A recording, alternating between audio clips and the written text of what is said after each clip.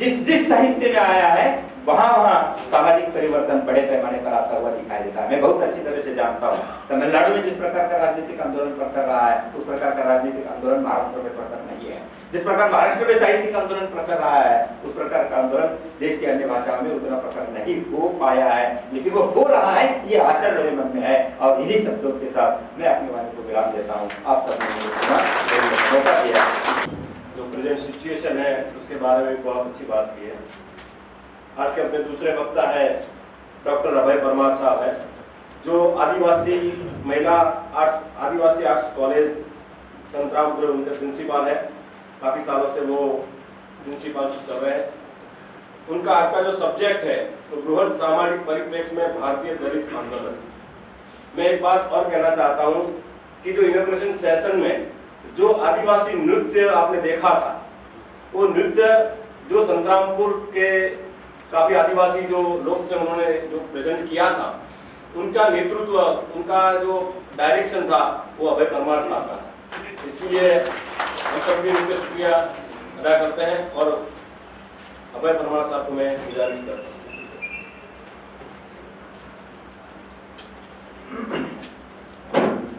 नमस्कार।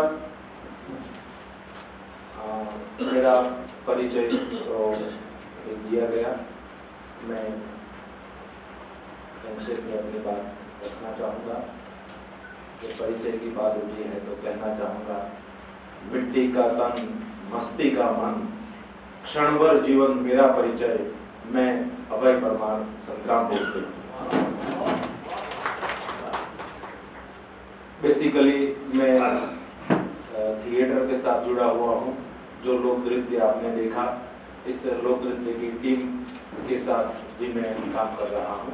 ये अलग विषय है, लेकिन जब आज मैं आपके सामने बात अपनी रखने जा रहा हूँ, इसका शीर्षक है बृहद सामाजिक परिप्रेक्ष्य में भारतीय दलित आंदोलन। मैं संक्षेप में अपनी बात रख दूंगा, पढ़ ही लेता हूँ। भारतीय सामाजिक इतिहास को अगर खंगाले तो जब से मानव सभ्यता के अवशेष मिलने शुरू हुए हैं, सामाजिक परिवर्तन का दौर लगातार चलता आ रहा है। समाज के कुछ मुट्ठी भर सत्ता संपन्न लोगों के द्वारा वक्त और मिट्टी को मुट्ठी में बांधने का निष्फल प्रयास किया जा रहा है, किंतु अंत में विजय तो उसकी ही होती है जिसे हम परिवर्तन कहते हैं। किसी शायर ने कहा है, वही कौमें जिंदा रह सकती है, वही कौमें जिंदा रह सकती है जिनकी तकदीरें हर वक्त बदलती रहती है। आज की इस अंतरराष्ट्रीय गोष्ठी में दलित साहित्य अपने पंख फैलाता हुआ अपनी सीमाओं को लांघकर क्षितिज के उस पार पहुंचने का मंसूबा बना चुका है। और इस आगाज को आज हम देख रहे हैं। क्षितिज के उस पार की उसकी रवानगी देखते ही बनती है। कल तक अनुसूचित जाति के दायरे में बंद दलित साहित्य ने आज पूरे विश्व को अपनी आगोश में समेट लेने का भरसक प्रयास किया है। न सिर्फ गुजरात और भारत के बल्कि विश्व के दूर दराज के गांव और पहाड़ियों में बसने वाला प्रत्येक नागरिक, जिसका साहित्य के साथ कोई वास्ता नहीं है, पर आज के इस उपक्रम से उसकी कुटिया में उम्मीदों का एक दिया जलना शुरू हो गया है। आज की इस गोष्ठी में विश्व समाज के वो तमाम लोग कंधे से कंधा मिलाकर खड़े नजर आ रहे हैं, जो युगों युगों से हाशिए पर खड़े हैं और आज हाशिए पर होने की पीड़ा को सरेआम अभिव्यक्त कर रहे हैं।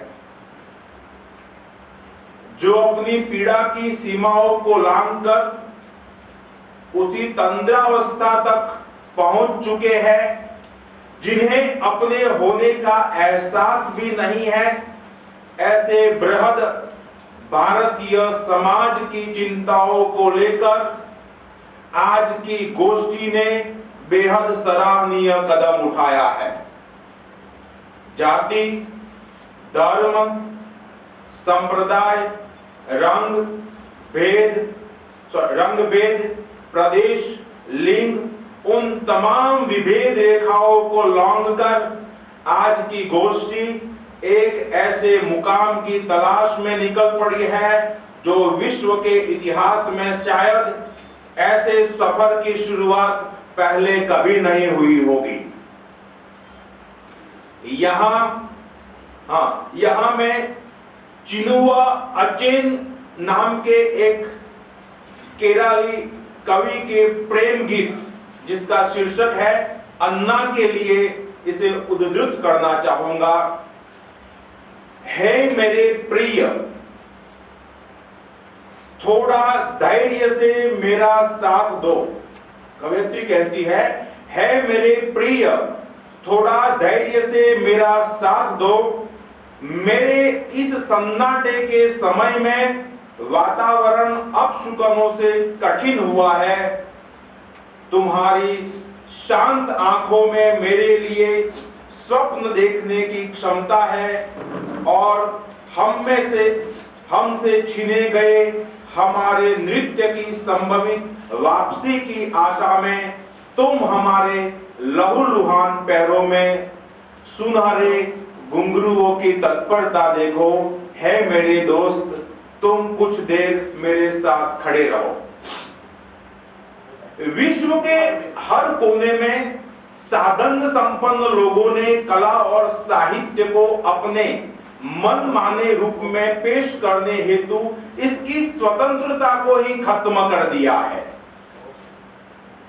पश्चिमी साहित्य में टी.एस. इलियट ने लिरिकल बैलेट्स द्वारा इस परंपरा के सामने बहुत बड़े प्रश्न चिन्ह खड़े किए। अब वक्त आ गया है कि हम सिद्धांतों की लड़ाई मच्छरदानी से बाहर निकल कर लड़े। ये 2 दिन की जो गोष्ठी है, इस गोष्ठी में जो महानुभाव उपस्थित हुए हैं, इसमें खास करके हमारे केंद्र बिंदु मानवेंद्र सिंह रहे हैं, जो सामाजिक कार्यकर है, और गोष्ठी में उनकी उपस्थिति, समलैंगिकों के बारे में जो उन्होंने बातें रखी है, वो बातें इतनी बेबाक है जिसका जिक्र शायद अभी तक साहित्य में कहीं पर भी नहीं हुआ है। मैं अब 2 पश्चिमी आत्मकथा लेखिकाओं के 2 प्रसंगों का जिक्र करके अपनी बात को खत्म करना चाहूंगा। एक अश्वेत आत्मकथा लेखिका है जिसका नाम है जिसकी ऑटोबायोग्राफी का नाम है इनफिडेल। इनफिडेल का मतलब है जिसने धर्म त्याग दिया है, वो जो किसी भी धर्म में नहीं मानती है या नहीं मानता है। इनफिडेल इसका गुजराती अनुवाद हो सकता है इनफिडेल का, कि जो विधर्मी टाइप का व्यक्ति है। तो उस महिला ने अपनी आत्मकथा में एक बात कही है, क्योंकि अब जब बात निकली है और हमारे आज की गोष्ठी की फलश्रुति यह है कि इसमें सब आज साथ मिलकर अपनी आवाज को बुलंद कर रहे हैं। तो जो धर्म के जो कुछ ठेकेदार है, और हर धर्म में, हिंदू धर्म में है, इस्लाम में है, ईसाईयत में है, और प्रत्येक धर्म में ये चीजें है। तो यहाँ पर वो मुस्लिम महिला कहती है कि मेरी माँ ने मुझे बुरखे में रहने की एक शिक्षा दी थी कि बेटा जब तुम बाहर निकलो तो बुरखे में ही रहना, बुरखे से बाहर चेहरा मत निकालना। जब कोई लड़का तुम्हारा चेहरा देखेगा तो तुम्हारे चेहरे को देखकर इसकी तुम्हारे प्रति कामुकता बढ़ेगी, और कामुकता बढ़ेगी तो संभव है कि तुम्हारी सलामती के सामने भी एक सवाल खड़ा हो जाए। तो वह महिला अपनी आत्मकथा में एक अपनी माँ से एक सवाल करती है। वो कहती है कि माँ, ये बात तो ठीक है कि मैं बुरखे में रहूं, और मेरी सलामती हो जाए। लेकिन जब मैं किसी जवान लड़के को देखती हूं और इस जवान लड़के को देखकर मेरे मन के अंदर उसके प्रति जो रोमांच पैदा होता है, उसका क्या? तो हमारे धर्माचार्य ने जो आज जो और मैं ऐसा मानता हूं कि जिस प्रकार से आज का जो आंदोलन अपने परवाज़ अपनी पांखें फैला रहा है, इसमें महिलाएं भी शामिल हो रही है, और जो महिलाएं शामिल नहीं हो रही है तो मैं ये कहना चाहूंगा अभी ये महिलाएं सो रही है, ये महिलाएं सो रही है। उनको इस आंदोलन में बढ़ चढ़कर हिस्सा लेना चाहिए, क्योंकि ये आंदोलन उनके अभी शनि मंदिर का हम टीवी में देख रहे हैं, जिस प्रकार से महिलाएं मंदिर में प्रविष्ट होने के लिए अभी स्पर्धा कर रही है, या मैं तो गिड़ा रही है। ये दलित साहित्य कहता है कि जब भगवान का अस्तित्व ही नहीं है तो अब मंदिर में जाके वहां पर सर पटकने का मतलब क्या है? ज्योतिबा फुले की बात कह देता हूं अंत में। उन्होंने कहा कि भाई बच्चे के पैदा होने की प्रक्रिया अलग है। बच्चा पैदा होता है, माँ के पेट से पैदा होता है। ब्रह्मा जी को ऐसा कौन सा शौक हुआ कि अपने मुंह में द्रव्य रख दिया, और 9 महीने तक मुंह में, ये कोई तार्किक चीज ही नहीं है। सामान्य से सामान्य व्यक्ति की समझ में ये चीज आए, लेकिन जब हम दलित साहित्य का ये लॉजिकल चीज रखते हैं तो लोग कहते हैं नहीं नहीं भाई ये भावना के साथ जुड़ी है, धर्म के साथ जुड़ी हुई चीज है, इसके साथ आप किसी भी प्रकार का तर्क नहीं कर सकते हो। तो ये सारी चीजें मुझे आपके सामने रखनी थी। कल सर मंगलम साहब ने बातों बातों में कह दिया था कि यहाँ पर विदाउट प्रिपरेशन कोई नहीं आएगा। चेयरमैन को भी हमने अपना पर्चा लिखने के लिए कहा है। मैंने थोड़ी चीजें तैयार की थी और रात को बैठकर भी मैंने थोड़ी चीजें तैयार की। जल्दबाजी में कुछ चीजें रखने का मैंने प्रयास किया है, गलती हुई है मुझे पता है, तो आप क्षमा कीजिएगा। अंत में कहना चाहूंगा, हर एक बात पे ये दलित साहित्य का जिस्ट जो है, हर एक बात पे कहते हो तुम क्या है, तू क्या है, तुम ही तो कहो कि ये अंदाज़े गुफ्तगू क्या है। रगों में दौड़ते फिरने के हम नहीं कायल, रगों में दौड़ते फिरने के हम नहीं कायल, जब आंख ही से न टपका तो फिर लहू क्या है। चिपक रहा है बदन पर लहू से पैराहन, चिपक रहा है बदन पर लहू से पैराहन, हमारी जेब को अब वाजते रफू क्या है। जला है जिस्म जहां दिल भी जल गया होगा, जला है जिस्म जहां दिल भी जल गया होगा, कुरेदते हो अब ये राख जुस्तजू क्या है। जय हिंद, जय भारत।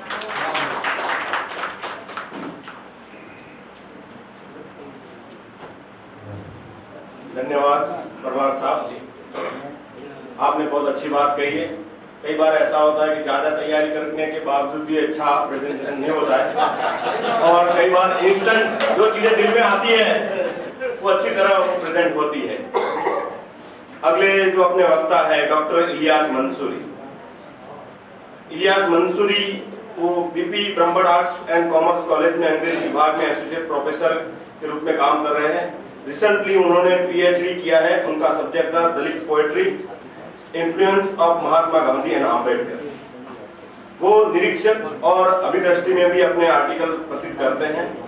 सबसे मेरी दृष्टि से सबसे महत्वपूर्ण बात है कि वो विश्वग्राम संस्था से जुड़े हुए हैं।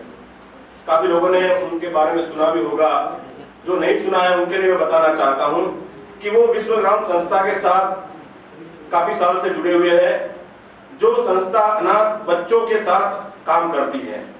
इस संस्था में जो बच्चे रेलवे स्टेशन, बस स्टैंड और जो चौराहे पर घूमते हैं और उनका कोई घर नहीं होता है, उनको लाकर विश्वग्राम संस्था में रखते हैं और उनको पढ़ाने का काम करते हैं और स्वाभिमान की जिंदगी जिसके उसके लिए कोशिश करते हैं।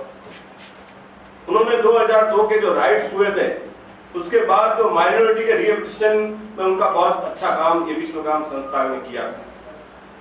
जिनके घर जलाए गए थे उनको नए मकान बनाने की कोशिश भी ये विश्वग्राम संस्था ने की थी। अन्य संस्थाओं के साथ मिलकर उन्होंने अच्छा काम किया था।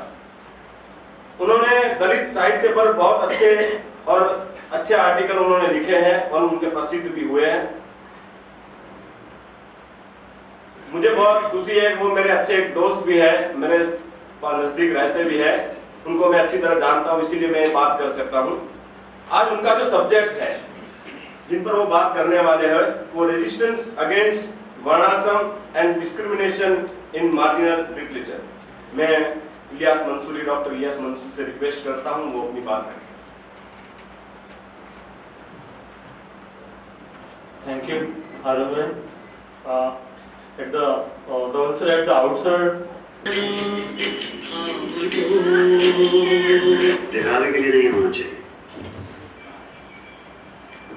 ग्राहक मिल जाएंगे, प्रभु नहीं।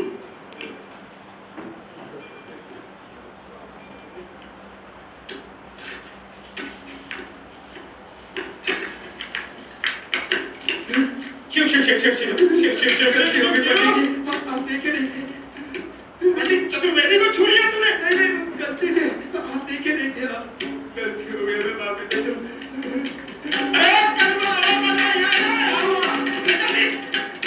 पंडित चतुर्वेदी को इसने अपवित्र कर दिया है।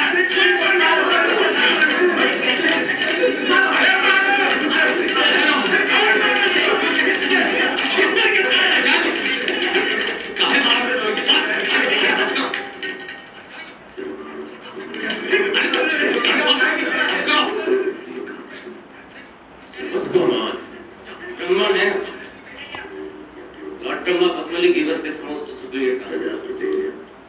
Student, unteachable, he knows, उसको पता उसकी परछाई भी ऊपर नहीं पड़ी थी, तो उसने पंडित चतुर्वेदी को छुआ। So Pandit needs to purify himself.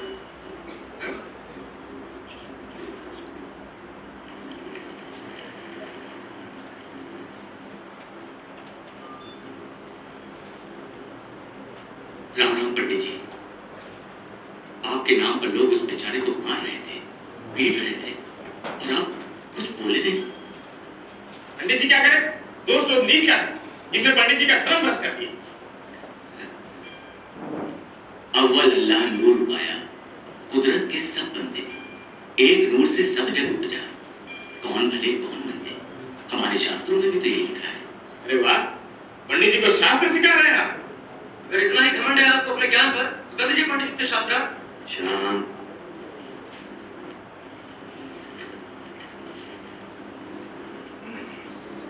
Mahadev की कृपा से हमने भी अपने शास्त्रों का अध्ययन किया है।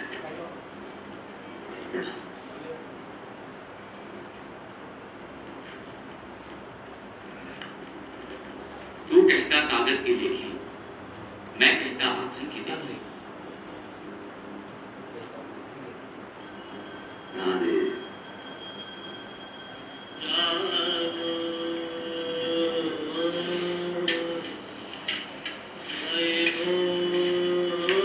प्रणाम पंडित जी, लड्डू बनाए हैं, भोग लगा दीजिएगा, घर भिजवा दो। Now, after watching this clip, I want to say that there are the two types of way of taking the thing particularly. One is based on the Shastras and another is based on the Lokayat or the alternative Shastras also. The Brahman who is silent is a follower of one Shastra, and the person who said that untouchable is the follower of another Shastra, and particularly at the end of the incident, he quotes Kabir also. मैं जो देखता हूँ वो आपको देखते हैं, मेरे देखता हूँ. I'm looking at that things. So now the clash is between two things. The Lokayat is on one side and the Brahmin Shastras are on one side. At the end of the film, Bhavna Talwar has converted this Brahman and he now converted toward the Lokayat also. That is a good sign which has presented here. My point is that how is freedom measured in individuals and peoples? How we can measure the freedom? So resistance and freedom, according to Nietzsche, are interrelated. Resistance and freedom are interrelated, both conceptually and practically. The stimulus for resistance comes from encountering constraints